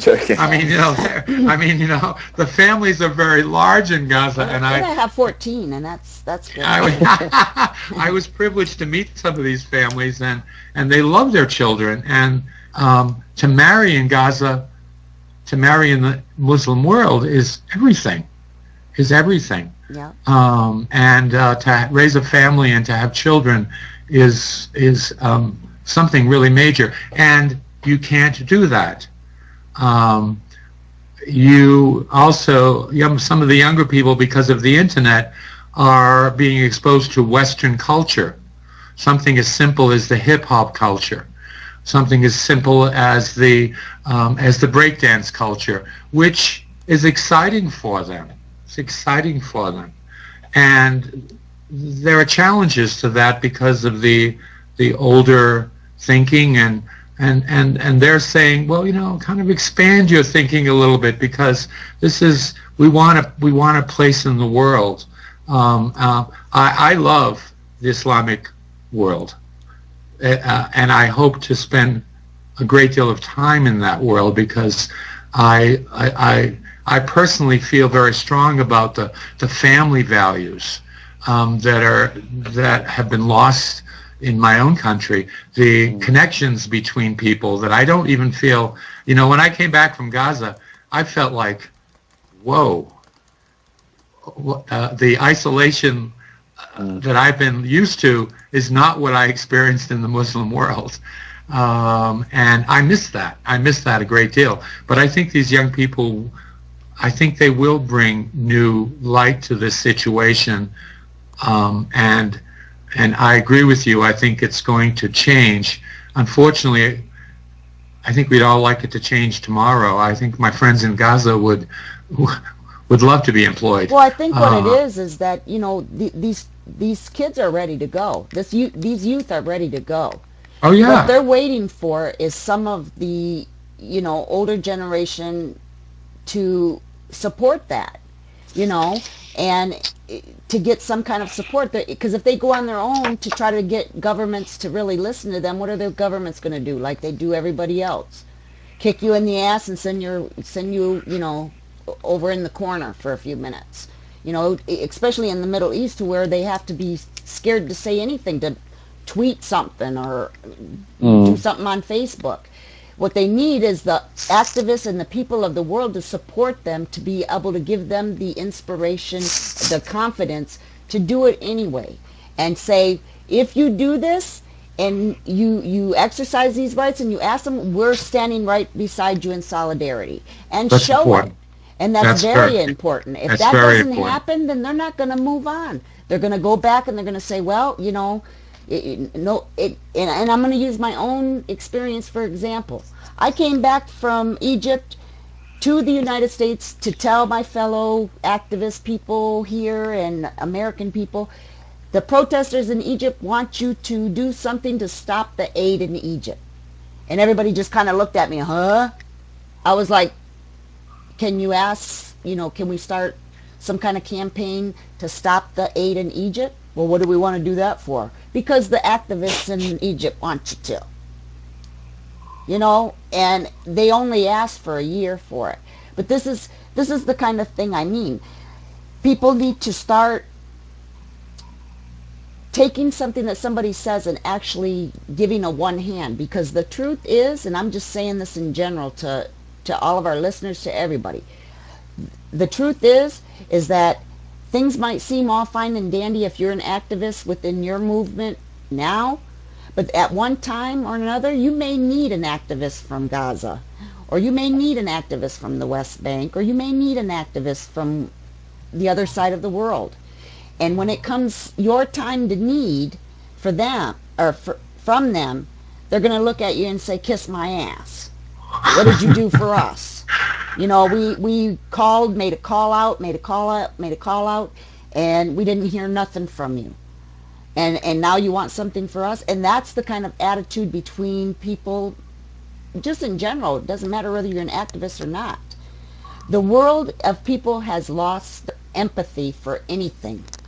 Yeah. And the ones that you do find with empathy are very few. And I don't, you know, unless the ones with the empathy, those of us that do have the empathy, start bringing our voice up loud as thunder, we're not going to catch nobody's, you know, we're not going to catch nobody's attention. But we need to support these youth and let them know that, because they're ready. I can feel they're ready. I see it all over the world. You know, we've got clashes going on today in Egypt again. We've got clashes going on in Russia, London, I think. Harry, are they protesting there? In West, right? They're protesting there in London, aren't they? Or in London? About what? You mean in generally? Just generally. There's always some demonstration about something. There's nothing particular at the moment, though. Right. So, actually, but the point is that I agree with you that there is a bubbling. There is a bubbling among the youth of discontent. Yeah. We have one more question. I don't know. We've been on for quite a long time, guys, and this has been such a good... I told you I was open-winded. And thank you. And I love listening. Thank you so much. It was really good. We got one more question here, and if you guys want to go a little bit longer, we can. If you guys are ready to wrap up, let me know. I'm cool with whatever you guys want to do. There's one question, Major. Yeah, it says, does armed resistance worsen the international solidarity and support? I've got an answer for that. The answer is that the armed resistance, if we mean about the rocket firing, there's no, specifically, if that's what we mean, there's no doubt that definitely has a downward pressure on, more quantity and quality of international support. However, general armed resistance support, which doesn't have to be illegal, doesn't have to be terroristic, doesn't have to be controversial, I would say that there are a hell of a lot of people that for them, their support of the Palestinians is almost quite oriented around that, because it's quite exceptional. It's quite exceptional to see armed resistance against such hegemony and such, in such an asymmetric situation. If that makes sense, I hope that makes sense. So I think that it works both ways. There's not an easy answer to that. If we talk about it at a larger level, I think that it's fairly obvious to anyone, looking at the geopolitical situation, that if there weren't rockets fired from Gaza, there would be more solidarity. But who's to say that there just wouldn't be another pretext to delegitimize Gaza and blacken Gaza? I'm sure it would be on. I mean, anything can be found if your motives are impure. I'm one of those that agree. I agree with Harry that the rockets can be counterproductive, and they're met with such massive force out of proportion to the rockets themselves. When you look at the death rates and injury rates in the last two major operations against Gaza, Cast Lead and Pillar of Cloud, the numbers were definitely very, very heavy on the Gazan side and very minimal. No one should have had to die, but they were very minimal on the Israeli side. I, as many of my friends in Gaza, I agree with them that they have a right to maintain a militia to protect themselves. And they do, and I was privy to meeting some of them when we were in Gaza and seeing their demonstrations on the street. I don't think that I have a Gaza friend that wouldn't say that they should maintain that presence to protect themselves, and it probably does have an impact day to day on Gaza, only in the sense that it gives hope, for one, but second of all, it prevents an outright invasion of Gaza, which, exactly, if it ever happened, would be very costly to both sides, and inshallah that will not happen in the future. But I don't have any, if I was in Gaza and there was an attack, I probably would become extremely protective of people that I love. And I'm a pacifist, and I'm a Gandhian, but you shoot my brother, I might have a totally different attitude at that particular moment to protect my other brothers and sisters and mother and cousins and whatnot. And so sorry, go ahead, Harry. No, sorry, ahead. Denny. I thought it is absolutely the case that without the militia, as you called it, in Gaza, Gaza would be doing worse than it is now, in the sense that it would be occupied like the West Bank, and there would be less sovereignty and less autonomy. I mean, obviously there's now blockade, but in one sense, in one assessment criterion, it would be much worse. And if you even look at the war, I mean, and forgetting the casualties, without that militia, and of course the war, of course, existed because there was a militia as well. But the point is that without that militia, the war could have gone on much longer. And I think it is truism that the militia's actions, and I'm not going to describe the actions, but the militia's actions did make that operation by Israel against Gaza stop sooner than it otherwise would have done. So I think that there is definitely, it's obvious that there should be, of course, a militia or means of defense for any people, and especially people who are occupied. Yeah, I agree with that, and I'm just going to be bluntly and say, I'm not supporting, terrorism, but there's a difference between somebody protecting themselves and somebody just going out and doing some bullshit and just hurting people because they want to do it. Exactly. And yeah, sorry. Go ahead. And I just want to say, because people I think don't know this, that I mentioned this on a radio interview I did a couple of weeks back, that many of the rockets that get fired from Gaza into Israel these days, not literally these days, but in recent times outside of the wartime, are people who are going against Hamas, the de facto authorities, and even sometimes they're going against their own factional position. They are just a group of people firing rockets, and they know very well that they're kind of bloody-minded against Hamas, against the authorities. Does that make sense? Yep, it does. I mean, to me it does. Luna, I was gonna say something that I think should be said about everything that we've shared today, and I know that Harry will agree that the true activists that I've come to know and respect are not out to save Gaza. We're not saviors. We're supporters. Exactly. And we're supporters of people on the ground in Gaza who are making every attempt to to have a normal life, to have sovereignty, to have the right to make decisions about exports and imports, and the ability to fish and the ability to farm where they want to.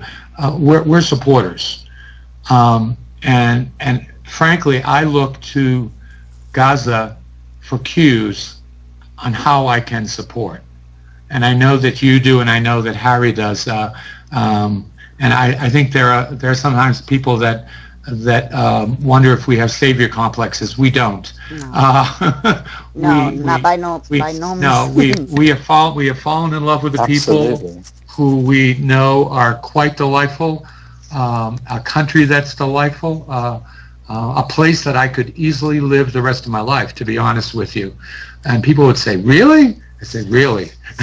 Because there's something there that I don't have in my country, that's for damn sure. Can I just Go add ahead, that? Harry. Of course, I totally agree with what you said. For me, one of the key currencies to understanding the position that you just stated, which is the same as mine, is the notion of difference. You know, who's to say that we're different? We're all human beings, and when something is wrong and we feel passionate about it, that's what we should take exception to and raise the alarm on. And I feel very strongly about that. It's wrong because we're humans. So that's the kind of assessment criteria. Sorry, that's not very well formulated, but the notion great, Harry. It's great. Yeah, the notion of kind of difference is often overvalued, and I'm certainly not someone who's nationalistic. And others see the Israel-Palestine situation as it's about Muslims and Jews. Well, of course, it's not that either. It's not about religions, and it's not about religious people. This is a human issue. Exactly. I'm sorry, just not to mention that we're also all responsible, because our governments are actually directly or indirectly responsible for this. You know, exactly. No one can just say, "Oh, it's not your issue." Yep. And you know, I'm gonna say this flat ass out. The only people that can help Gaza is the people of Gaza. People like Harry, people like Denny, people like me. All we can do is, as long as they're rising, is support them. If they, you know, if they were to give up, if every person in Gaza was to give up, and there wasn't one with a voice to try to reach out to anybody, then Gaza would be the same way, the way the people of Gaza want it.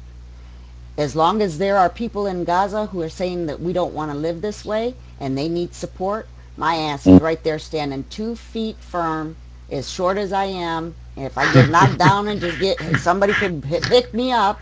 But the thing is that no, the complex or anyone who would think as far as any activists out of Gaza coming in on some white horse and whipping a wand around and changing everything.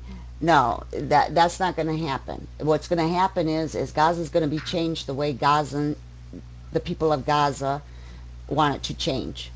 And frankly, to tell you the truth, the more they're going now, the louder I'm hearing people around the world be right for them. And sooner or later, these governments on any side is going to have to do something. There's going to be too. I just feel. I feel myself that as long as we're doing something now. I mean, you know, as long as we keep doing things like this, we don't need mainstream media anymore. You know, if they don't want to cover it, fine. Then people are getting the information out different ways. So, am I trying to save Gaza? Hell yeah, I'm trying to support to save Gaza with the people of Gaza, not right. Exactly with them. I think it's a matter, I don't know for me, but it's a matter of saving justice on earth. It's not about saving anyone. Yes. You know, the term "we all are Gaza" is not just a term to make. That's exactly what I was about to say next. It's the truth. It's the honest to God's truth. We all are Gaza, because we all can be in Gaza's place one way or another, whether it's right indirectly or, you know, in a modern way of where we live. What one of my great mentors that I was introduced to because of Gaza, who is unfortunately no longer with us, is Vittorio Arrigoni from Italy. And he summed it up with something that is written in all over Gaza on walls. It's graffiti, but is stay human. That the reason we're doing this is because we're trying to stay human in spite of everything that's happening, and trying to, I think, encourage our brothers and sisters around the world to embrace that. And Amin. But when I went to Gaza and I went outside my hotel the very first day, right across the street from Gaza was a picture of Vittorio, who is a well-loved person in Gaza still yet. Unfortunately, he died, passed away in 2011. But I consider him a mentor in the sense that to love a people is to know a people, and a lot of the differences that we may ascribe to them, we're not so different. We're not. I've not met a person in Gaza who was different than me. We may have different cultural backgrounds. We may think different about marriage. We may think different about different things. We may pray in different kinds of places. But frankly, and I know Harry knows this, and Harry had the same experience, I'm sure, in Gaza, I always felt very comfortable going into mosques. Now, I would never have thought I would be comfortable going into a mosque. Never. Not because I didn't like Islam, but I just, there are times that I would go there and I would be surrounded by humanity. I would want to hide in the back of a mosque rather than become the center of attention. But almost always, the people in the mosque would bring me to the front of the mosque to pray. I'm a Christian background. I'm not a Muslim. Right. There's a humanity at work here that I think motivates all that we do. That we've met some really lovely people who don't match the stereotypes that we've been given. And we say, these people are worth supporting. They're worth supporting. Right. Amen. Well, as far as what you just said, Denny, American to American. I mean, and I will just say it right out. Before 9/11, we didn't have.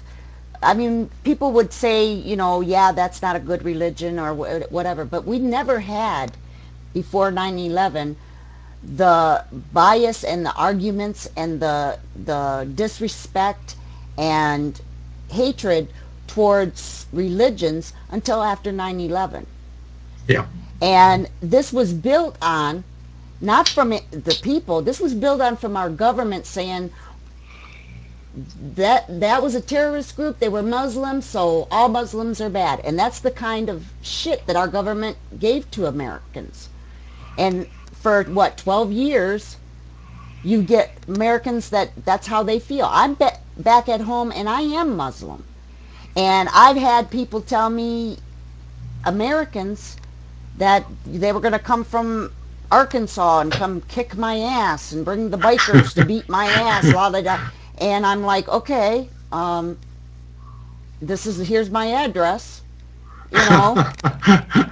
That's important. Yeah. Here's my address, because on top of being Muslim, I also am American, and your ass will get American response if you come to my door. So it's unfortunate. That whole event and the way it was handled has caused a split that has no basis in reality, yes, unfortunately. But then Americans also, this is another thing as far as people standing up and taking accountability. Okay, you've been to the Middle East, I've been to the Middle East, and I'm sure there's tons of supporters, activists or not even activists that don't feel this way.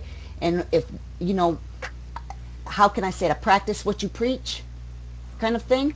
Yeah. That people who have been through it are the ones that should stand up, because I have gotten this question, I don't know how many times since I've been home here. Well, why don't Muslims speak up for the Muslim? What do you want me to say? You want me to talk for the people who ran the planes into the towers? And the men are dead. You want me to speak for them because I'm a Muslim? I don't know what the hell was going through their head, and I'm not going to take accountability for something they did. Yeah, you know? This is very important. And this is very important that people have. It really is, yeah. And sorry, no, I mean I've been looking at the issue of Islamophobia now for 3 or 4 years, and this question of whose responsibility it is to speak up is very philosophically difficult, because on the one hand there is among the so-called quote-unquote Muslim community, as if all Muslims live in one place, there is according to some people's ideology, a responsibility for these communities to speak up against the misdemeanors of the minority. But of course that doesn't happen with the majority of populations, right? If I'm talking sense here. So it's all totally messed up, and it comes back to the same thing as with Gaza. We're all human beings. And we all have a responsibility to as much as anyone else, that is, to speak up against injustices. Exactly. And, you know, as a people, you know, like right now, there's plenty of... I'm going to bring up Syria. I'm sorry. I know this is Gaza topic, but we cannot go without saying Syria. They've been there for 2 years, and there's still, you know, hundreds of people dying per day. And everybody's just... Where's all the activists and the protests for this? If anybody, you know, they should have the respect and solidarity of there being all kinds of people in the street for them every once in a while with the stuff that they've taken, you know. And I feel bad sometimes to where I can't, you know, even as an activist, I got to take a break, because I don't get mad because I'm not helping or I can't do anything. I'm getting mad because the people that I feel could help are ignoring me, you know? Yeah. And it's hard and it's frustrating and annoying as an activist who really knows what a one hand is. You know, you understand what I'm saying? And, yes. And it makes me get really upset that I'm speaking to these people as an activist. They are activists, and they're turning their back on me.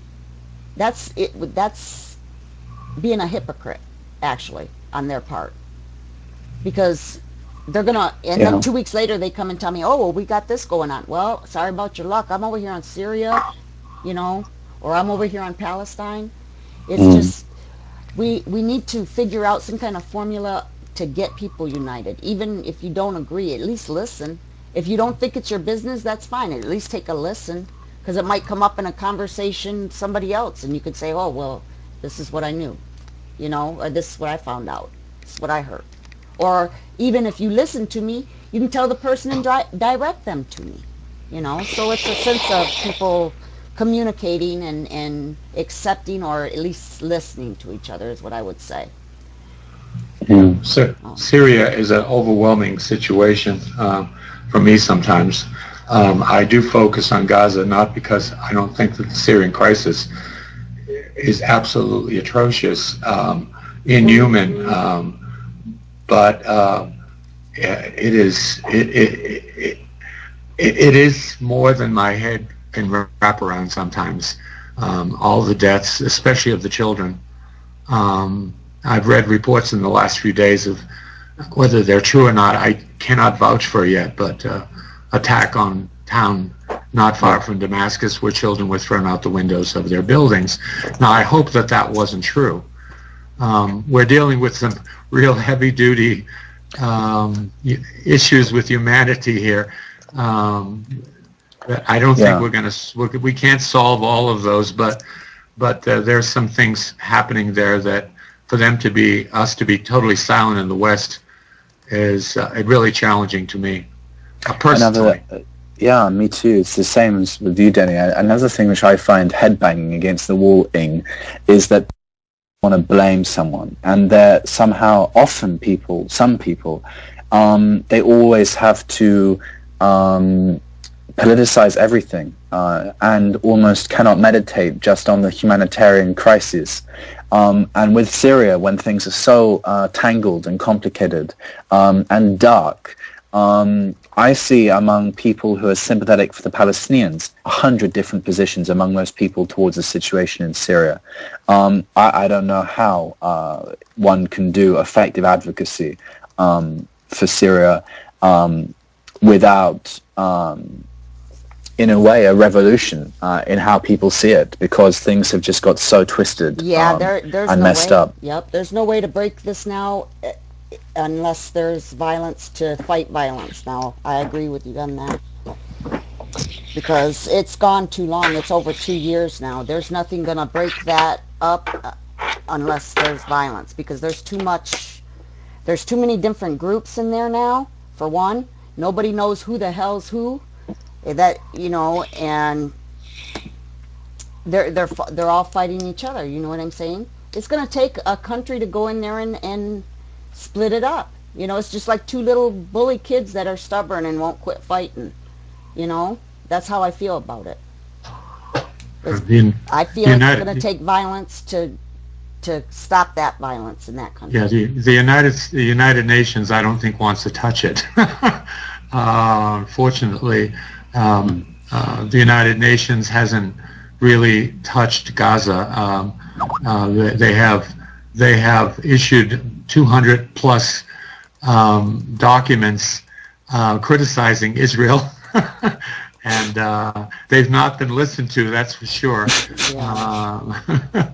Unfortunately, the Israeli government picks and chooses what it decides to listen to. So our one peacekeeping organization in the world has become somewhat ineffective because it has not come forward for Gaza, or in the case of Syria. And unfortunately, that's dependent on the United States too. Yeah. I live here. I don't govern. Well, you got the big bad. Yeah, I feel the same way about our government. It's like, we're supposed to be the big mama, but we ain't got Israel off the titty yet, and they need to get off the titty and protect themselves. And they suck hard. They've been sucking it for years. Really haven't heard it quite said that way Well, before. I'm sorry. But I can understand it, exactly, the imagery. I'm sorry, but that's the way I feel. And I shouldn't have said it like that, but that's how I feel about it.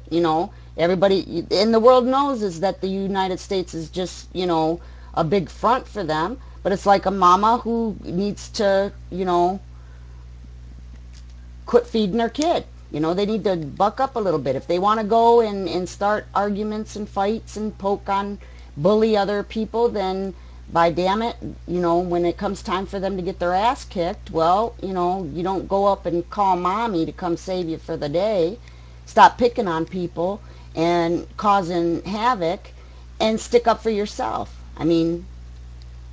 Yeah, there's a lot of questions in Gaza about American politics, although Americans are very welcome there.